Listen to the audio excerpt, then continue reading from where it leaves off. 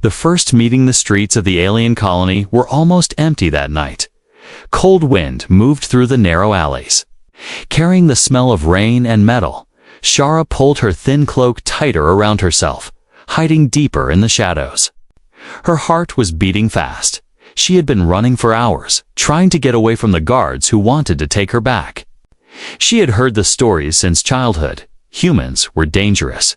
They were predators who took what they wanted and destroyed anything they could not own. Her people warned her never to speak to one, never to even look at one. But now, in the middle of this dark and silent street, one stood in her path. He was tall, with broad shoulders and a dark jacket. His shadow stretched long under the dim streetlight. Shara froze where she was, her breath caught in her throat as the human turned. His head toward her. He didn't move closer, but his deep voice carried easily in the cold air. "Are you all right?"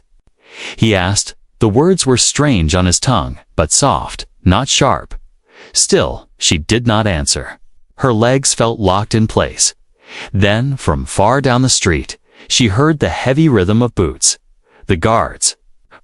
Her eyes darted to the alley walls too. High to climb, the sound of the boots grew louder, echoing against the metal buildings. The human's gaze flicked toward the noise, then back to her, without a word. He stepped sideways, giving her space behind him. It was an invitation to hide. Shara's mind screamed not to trust him, but the sound of the guards was getting closer. Her body moved before her mind agreed, and she stepped behind the tall human. The guards appeared seconds later, their weapons at their sides. They slowed when they saw him. He stood still, blocking their view of her completely. One of them narrowed. His eyes seen an alien girl pass this way. He asked. The human's face did not change. "No," he said simply. The guard looked like he wanted to argue, but after a moment, they turned away and kept walking, their boots fading into the distance. Shara stayed frozen behind him. She didn't understand. Why would a human help her? He slowly turned, looking down at her with calm eyes. "You should find somewhere safe," he said. She stayed silent, still watching him like a cornered animal. He didn't demand thanks, didn't try to grab her. He just stepped back and began walking away, his boots quiet against the wet ground. Her thoughts spun in confusion. Everything she had been told about humans didn't match what she had just seen. She stayed in the shadows long after he had disappeared. But the cold was growing sharper, and the rain finally began to fall.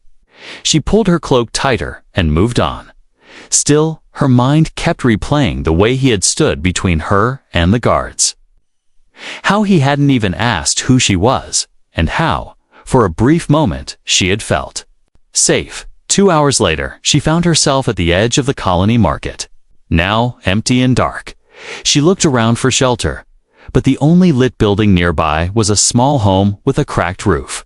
And outside that home, she saw him again, the human. He was carrying a box inside. Not noticing her at first, her stomach growled loudly, and she froze. He heard it, and his head turned. Their eyes met in the rain. He didn't speak this time. Instead, he bent down, set the box aside, and pulled out a small package of food from inside his jacket. He placed it carefully on a crate near the wall and stepped back. "I'm not going to hurt you," he said quietly. She didn't move toward it. He waited for a few seconds, then simply picked up his box and went inside. The door shut, leaving her alone in the rain. For a long moment, she stood there. Finally, hunger won, and she darted forward, grabbing the package and retreating to the shadows. It was warm bread, still fresh. She ate quickly, almost too quickly, the rain mixing with the steam from the food. When she finished, she sat still, staring at the door of the house. She told herself she would leave soon, find another place to hide before morning, but when the rain grew heavier, her cloak soaked through. Her teeth began to chatter. Her feet moved on their own, carrying her toward the door. She raised a shaking hand and knocked. There was silence for a moment. Then the Door opened, and he was standing there. His eyes looked surprised to see her.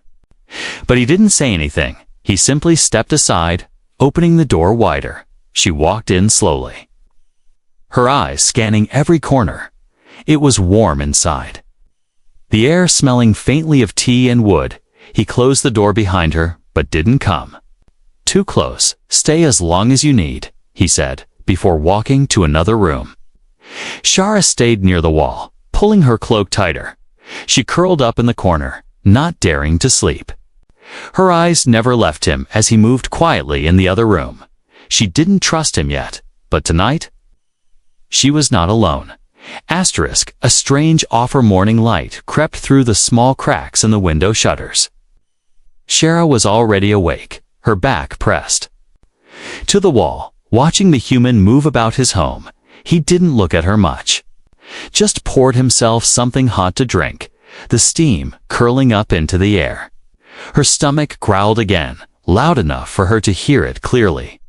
He glanced over but said nothing, only reached into a cupboard and took out another piece of bread. He placed it on the table and stepped back, as if giving her space. Shara stayed where she was, her eyes narrowing. Her people always said that humans never gave something for nothing. If they fed you, they would want payment later, but the bread smelled warm, and the hunger in her belly was stronger than her suspicion. Slowly, she stood, her bare feet quiet on the wooden floor. She moved like a wild creature approaching bait, ready to run at the slightest danger. Her hand reached out, fingers brushing the bread. Still, he didn't move closer, didn't smile, didn't speak. She took the food and stepped back into her corner, eating quickly, her eyes never leaving him. After a while, he spoke. "My name's Marcus," he said simply. His voice was calm, not demanding a reply. She didn't give one. Instead, she kept chewing. Pretending she hadn't heard him, he nodded once, as if he had expected her silence. Then he went to the doorway and picked up a small bag.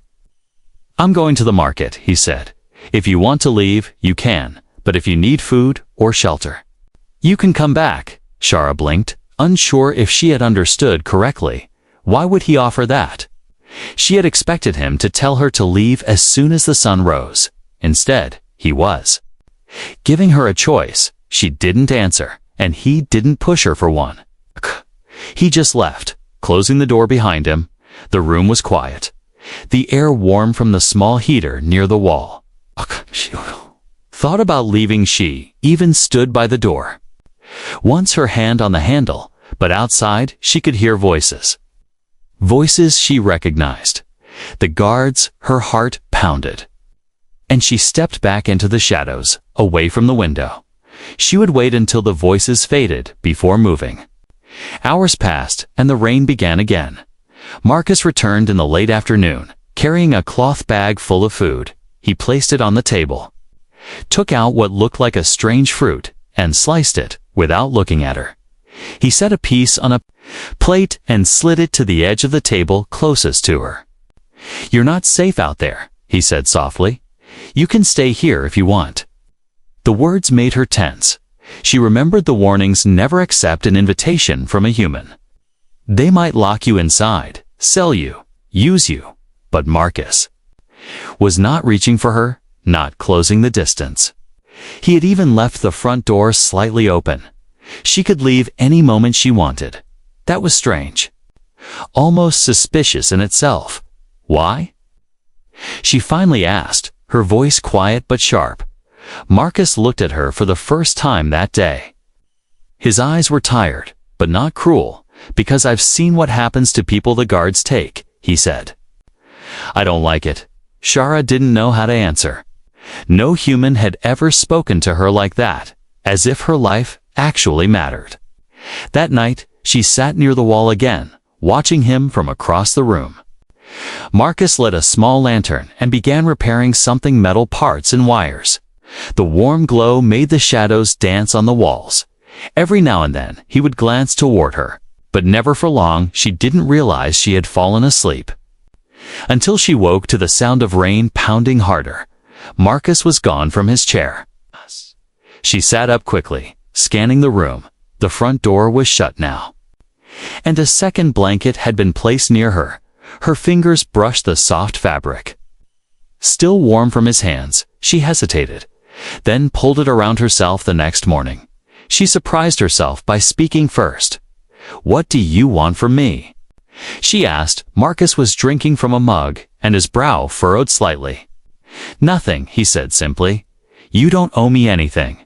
She stared at him, waiting for the trick, but he only stood, picked up his bag, and said, "If you're still here tonight, I'll make stew all day." She thought about leaving, but every time she reached the door, she imagined the guards catching her. By nightfall, the rain returned, and she was still there. Marcus kept his word, cooking a strange but delicious stew that filled the whole room with a rich smell. When he placed the bowl in front of her, she hesitated only a second before taking it. For the first time in many days, she felt full. She still didn't trust him completely. But something was changing inside her. The fear was still there. But now, there was something else. A small, dangerous feeling she didn't want to name yet. Something that almost felt like safety. Trust-tested days passed quietly in Marcus's small home. Shara still didn't speak much, but she no longer stared at him every second like a frightened animal. She began to help in small ways, pushing the chair back after eating, folding the blanket in the morning. Marcus didn't comment on it, but she saw the slight nod he gave whenever she did. It was strange. Humans were supposed to demand, to order, to control. But Marcus seemed content to let her choose. One afternoon, the rain stopped and sunlight poured through the windows. Marcus was at the table, a strange object in his hands. It was long, metal, and heavy-looking. Shara froze the moment she saw it. Her chest tightened and her skin prickled with fear. It was a weapon. She was sure of it. The old warnings in her mind grew louder. This is the moment he shows his true nature, Marcus noticed. Her stiff posture. "It's for protection," he said simply. "Not for you." For trouble outside, she didn't move. Her eyes locked on the dark barrel of the weapon. Memories flashed in her mind of raids, of humans firing into crowds. She took a step back toward the wall. Marcus sighed softly, setting the weapon down and sliding it away from her view. "You can check it if you want. It's unloaded," he offered, but she shook her head quickly, clutching her arms tighter. The distance between them felt wide again, like it had on the first night that evening, as the sun dipped low. A sudden loud crash echoed from outside. Marcus stood immediately, grabbing the weapon. Shara's heart raced. Part of her wanted to hide. Part of her wanted to see what was up. "Happening, stay here," Marcus ordered gently, stepping toward the door. But her feet followed him anyway, her bare steps quiet behind his boots when they stepped outside. The air was sharp with the smell of smoke. A group of rough-looking men were running from a nearby stall, their arms full of stolen goods. One turned to see Marcus and froze for a moment. Marcus didn't raise the weapon. He only shouted a warning in a firm, steady voice. The men exchanged glances, then turned and ran harder, disappearing into the maze of streets. Shara blinked, confused. "You didn't shoot," she said softly, almost to herself. "Didn't need to," Marcus replied, lowering the weapon. "Sometimes people just need to know you're ready." They walked back to the house, the tension in her chest slowly easing. She remembered the fear she had felt when she saw him with the weapon. But now she had seen something different. He didn't use it unless there was no choice. Still, she couldn't stop the thought that one day that choice might involve her. Later, as they sat eating in silence, Marcus asked, "Why were the guards?" "After you." Shara hesitated, her spoon hovering over the bowl.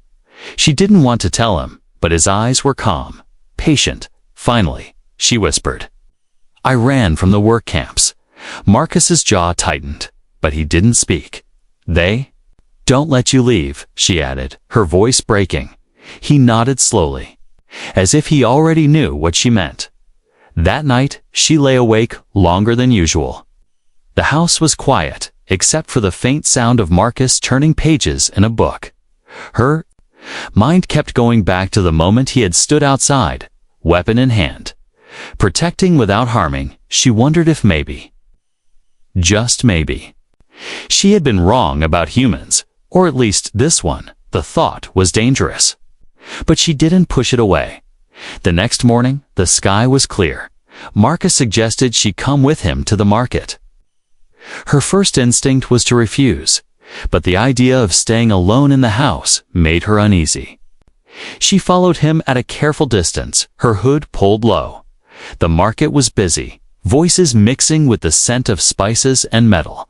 She kept close, her eyes darting to every uniform she saw. Marcus noticed and moved so that his broad frame was always between her and the guards at one stall. While Marcus was paying for vegetables, a stranger brushed against her arm. She turned sharply to see a man grinning. "Didn't expect to see one of your kind here," he said, his tone unpleasant. Before she could move, Marcus stepped between them. "She's with me," he said flatly. The man muttered something under his breath and walked away. Shara's hands were trembling. Marcus glanced back at her. "You okay?" She nodded quickly. But deep inside, she felt something new, a strange warmth that came from knowing someone had stood up for her. When they returned to the house, she noticed her bedding had been pushed a little closer to his table. She told herself it was because the heater was there. But later, as she lay down, she realized it was also because she wanted to hear him nearby, the steady sound of him moving about. The quiet creak of his chariot made the dark less frightening. Shara still didn't fully trust Marcus, but the wall between them had a crack now. And through that crack, a little light was beginning to shine. Asterisk danger at the door. The days in Marcus's home had begun to feel almost steady. Shara still kept her guard up, but she no longer flinched at every sound. She even caught herself listening for his footsteps when he was outside, feeling oddly calm when he returned. But peace never lasted long in the colony. Rumors traveled fast, and one night, a new whisper began to spread. A human was hiding an alien runaway. Some called it kindness, but most called it trouble. And trouble always came with a price. It was just after sunset when Marcus was fixing a broken chair by the table. Shara was quietly peeling vegetables for stew, her eyes on her hands. The knock at the door was sharp and heavy. Marcus froze for only a second before setting the chair aside and walking to answer it. Shara's heart jumped into her throat. Through the small gap between the wall and the doorway, she saw 3 figures outside. They weren't guards in uniform. These were bounty hunters, mercenaries who worked for anyone who paid them. The tallest one smiled, but it wasn't a friendly smile. "You've got something that doesn't belong to you," he said. Marcus leaned against the doorframe casually. His voice calm. "Not sure what you're talking about," he replied. The man's eyes narrowed. "A girl. Alien. Worth a good amount of credits." Shara's fingers tightened around the vegetable knife. She could feel their eyes searching the space behind Marcus. Her pulse hammered in her ears. Marcus's expression didn't change, but his tone grew colder. "You'll have to go through me," he said. It wasn't shouted, it was steady. Like an iron wall. For a moment, no one moved. The bounty hunters exchanged looks, measuring him. Finally, the tallest one smirked. "Not tonight." But soon they turned and walked away, their footsteps fading into the dark street. Marcus closed the door slowly and turned to find Shara standing there. Her face was pale, her hands still gripping the knife. "They'll come back," she whispered. "I know," Marcus said simply. He walked past her to check the windows, making sure the shutters were locked. Shara didn't move for a long time. Something inside her had shifted for the first time. She wasn't only afraid for herself, she was afraid for him too, that night. She quietly dragged her bedding closer to his table. When Marcus looked over, she spoke quickly. "It's warmer." "Here," she said. He only nodded, pretending not to notice how close she was now. The next morning was tense. Marcus moved with purpose, checking supplies and making repairs to the front door. Shara stayed near the window, scanning the street for any sign of the hunters. When Marcus caught her watching, he said, "If they come back, you hide. I'll deal with them." She wanted to argue, but something in his voice made her stop. Instead, she asked, "Why are you doing this for me?" "You don't even know me." He didn't answer right away. Finally, he said, "Maybe I don't need a reason." In the afternoon, Marcus had to step out for a short time.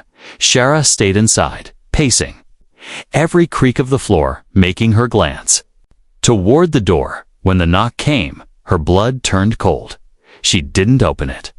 But a voice called through the wood, "You can make this easy, girl, and we'll let the human live." Her breath came fast. They knew she was here. She backed away from the door, clutching the small knife Marcus had left on the table. Minutes felt like hours until she heard Marcus's footsteps returning. He opened the door to find the street empty, but on the ground lay a scrap of paper with a crude drawing her face, and a price written underneath. Marcus crumpled it in his hand, his jaw tightening. "They're trying to scare you," he said. "Don't let them." She swallowed hard. "What if they kill you?" His eyes met hers, steady and unshaken. "They won't," he said. "Not while you're under my roof." That night, Shara couldn't sleep. She kept listening for footsteps outside. At one point, a gust of wind rattled the shutters, and she sat up instantly. Marcus, half asleep in his chair, opened one eye. "Go back to sleep," he murmured. She hesitated, then lay down again. But closer, so close, she could hear his breathing. It was the only thing keeping her calm. The bounty hunters would return. She knew it. But for now, the door was locked, the lantern was lit, and Marcus was watching over her. And for the first time since she had run from the camps, she felt a fragile kind of safety. The long night, the storm began just after dusk. Dark clouds swallowed the moon, and heavy rain slammed against the roof like stones.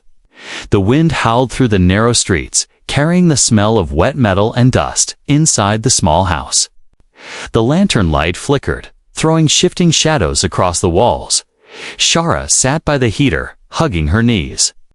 Marcus checked the shutters for the third time, making sure they were locked tight. "They won't come tonight," he said quietly. But the way his eyes kept scanning the room told her he didn't believe his own words. The storm gave perfect cover for anyone wanting to move unseen. Every crash of thunder made Shara's chest tighten. Somewhere deep inside, she knew this night would not pass quietly. An hour later, it happened. A faint noise at first, just a creak of wood against the wind. Then, a sharp crack. Glass shattered in the kitchen. Shara jumped to her feet, her heart pounding. Marcus moved fast, grabbing his weapon from under the table. "Stay here," he ordered, his voice firm. But she couldn't just sit and wait. She crept after him, peering around the doorway. Two shadowy figures were climbing through the broken window. Marcus stepped forward without hesitation. "Out," he said sharply, his weapon aimed low. One of the intruders lunged toward him, and in the flash of lightning, Shara saw the glint of a blade. The fight exploded in a blur of movement. Marcus blocked the attack and slammed the man against the wall. The second intruder rushed in, but Marcus swung his weapon like a club, knocking him back. Shara's hand shook as she gripped the doorway. Torn between fear and the urge to help, another crash came from the front door. More of them. "We're coming," Marcus shouted over his shoulder. "Hide, Shara." Now. But her feet wouldn't move. Through the doorway, she saw a third man step inside. Rain dripping from his coat, he swung a metal pipe toward Marcus without thinking. Shara grabbed the small kitchen knife from the counter and darted forward. She slashed at the man's arm, not deep, but enough to make him curse and stumble back. Marcus used the moment to shove him hard, sending him crashing into the table. The room was chaos shouts, the crash of furniture, the pounding of rain on the roof. Marcus fought like someone who had done this before. He didn't waste movements, didn't hesitate, but Shara saw the blood running down his arm from a cut. He was hurt, and there were still more outside. One of the attackers yelled, "Take the girl!" Something in Marcus's face changed at those words. He stepped forward with a force that made even the intruders falter. "No one touches her," he said. His voice low and dangerous. It wasn't just a warning, it was a promise. The fight spilled into the narrow hallway. Shara grabbed whatever she could pots. Plate sound threw them at the attackers. It was clumsy, but it slowed them down. Marcus used the moment to shove the last man through the door, kicking it shut. The sound of running footsteps faded into the storm. Only then did the room go silent. Except for the sound of heavy breathing, Shara stood frozen, the knife still. In her hand, Marcus leaned against the wall, his face pale from the cut on his arm. "You're bleeding," she said quickly, stepping toward him. "It's nothing," he replied.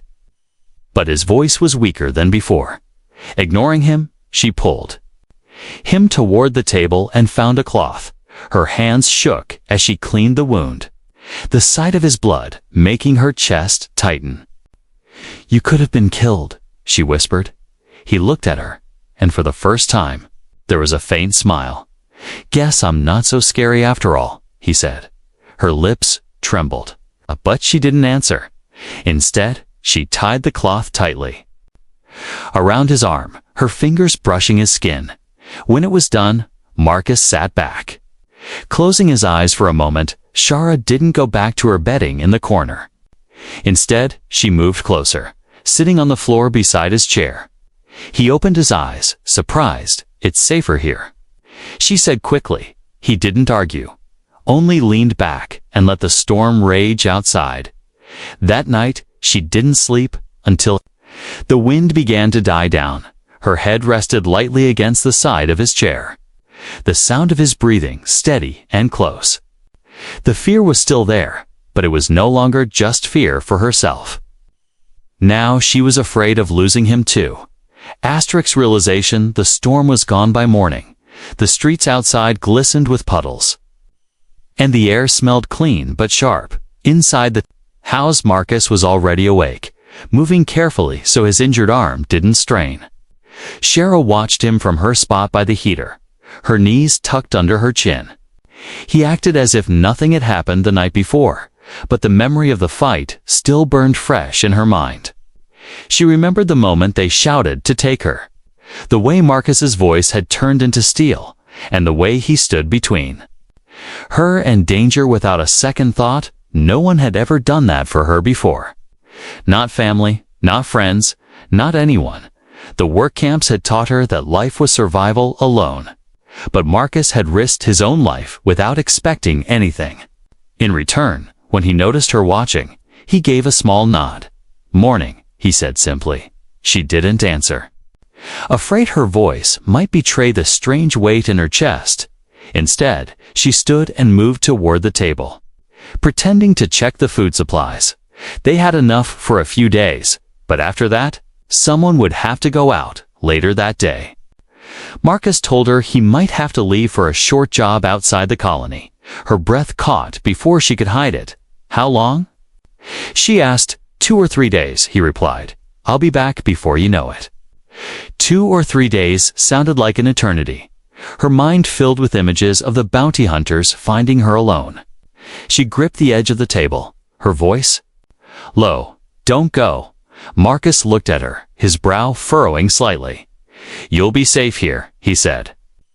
"You know how to lock the doors?" She shook her head quickly. "It's not about that," she whispered, almost too soft for him to hear. "I can't sleep without you here." The words surprised even her. Her face warmed, and she looked away.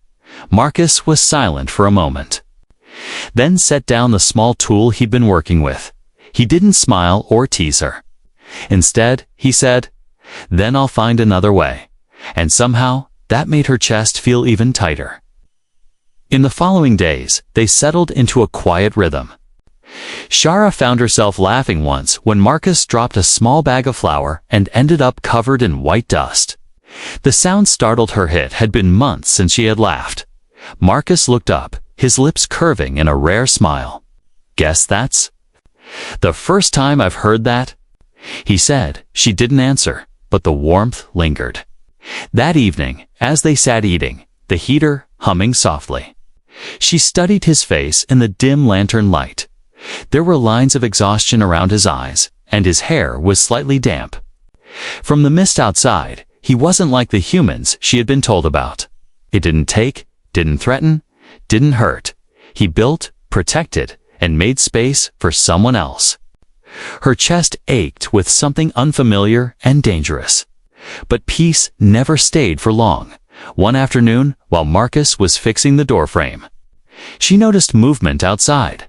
A man stood at the far end of the street, watching the house. When she told Marcus, his jaw tightened. "They're still looking," he said. "We'll be ready." The thought of we made her feel both safer and more afraid. Safer because he was here. Afraid because if he ever wasn't. She didn't know what she'd do. That night, the fear kept her from sleep. She turned on her bedding, listening to the faint creak of his chair. Finally, she whispered into the dark, "Marcus." "Yeah." His voice came quietly. "Why didn't you let them take me that first night?" There was a pause. "Because you looked like you'd been running for too long," he said, "and I know what that feels like." Her eyes burned, and she turned her face into the blanket so he wouldn't see. No one had ever cared about her like that, not even in the smallest way. She wanted to tell him something, anything. But the words stayed trapped in her throat. Instead, she whispered, "Don't leave me." "I won't," he replied. And the way he said it made her believe it. By morning, she realized something had changed forever. It wasn't just that she didn't fear him anymore. It was that she couldn't imagine a night without his voice, his footsteps, or the steady presence that kept the darkness away. And deep down, she knew whether it was safe or not, she needed him more than she had ever needed anyone. Never apart again. The morning was too quiet. Marcus noticed it first. The usual market noise. The shouts of traders, even the distant sound of machinery, they were all gone. It was the kind of silence that meant trouble. Shara sat by the window, watching the empty street. Her stomach knotted as if her body already knew what was coming. "They'll come today," Marcus said softly, not looking away from the door. She swallowed hard. "How do you know?" He checked the weapon on the table, making sure it was ready. "Because they've run out of patience." The hours dragged until the sun dipped low. That was when she heard it, boots on wet ground, slow and heavy. Marcus stood, his shadow stretching long in the dim lantern light. "Stay behind me," he said, but she shook her head, gripping the small knife she kept hidden in her cloak. "I'm not hiding this time." The knock on the door was loud when Marcus opened it. The bounty hunters stood there again. This time, there were more of them, 6 in total. Weapons in hand, the tall one stepped forward, his grin cold. "You've had your fun, human," he said. "Now give her up." Marcus's voice was steady. "She's not yours to take," the man laughed. "She's worth more than you'll make in your life." Shara felt her pulse hammering. But she stepped up beside Marcus before she could lose her courage. "I'm not going with you," she said, her voice shaking but firm. The man's smile faded. "Then you both die," he snarled. In the next heartbeat, the fight began. 2 of them rushed forward. But Marcus moved like the storm outside the walls, fast, controlled. He blocked the first strike, swung hard, sending one man crashing to the floor. Shara darted to the side, slashing at another's arm when he reached for Marcus. Pain shot through her wrist as he shoved her back, but she didn't let go of the knife. The room filled with chaos, shouts, crashes, the sharp smell of gunpowder from a shot that missed. Its Marcus fought with precision, every movement protecting the space where Shara stood. But they were outnumbered. One man swung a pipe at Marcus's injured arm, and he staggered. Shara's heart lurched without thinking. She threw herself at the attacker, biting down on his shoulder hard enough to make him yell and drop the weapon. Marcus caught his breath, shoved the man away, and grabbed her arm. "Stay close," he barked. The fight spilled toward the door. 2 hunters were already retreating, but the tall one stayed. His eyes were full of rage. "You can't protect her forever." "Human," he spat, lunging forward. Marcus met him head-on. The impact knocked over a chair, the sound echoing through the small room. They grappled, both straining for control. Shara saw the tall man reaching for a blade. Her chest burned with fear. She stepped forward and slammed the hilt of her knife into the side of his head. He fell to the floor, dazed. The remaining hunters fled into the night. Dragging their leader with them, Marcus stood still for a moment, breathing hard. Shara's own breath came fast, her whole body shaking when he finally turned to her. His eyes softened. "You all right?" She nodded, though her legs felt weak. "You?" she asked. "I've had worse," he said, a faint smile touching his lips. The house was a mess, chairs broken, the door hanging on one hinge, but it was still theirs. Shara looked around and felt something she hadn't in a long time. Not just relief, but certainty. The danger might come back one day. But so would they together that night. She didn't even bother pretending to sleep in the corner. She spread her blanket right beside his chair when Marcus raised an eyebrow. She said, "Don't argue." He didn't. He just leaned back, letting the exhaustion take over as the lantern burned low. She listened to his steady breathing. The sound wrapped around her like a shield. Her fear of him was gone, replaced by something she couldn't quite name. But she knew one thing with absolute clarity. She would never spend another night without him. From that day on, she refused to sleep anywhere else, not because she was still afraid of the dark, but because she had found her safe place. And her safe place was Marcus.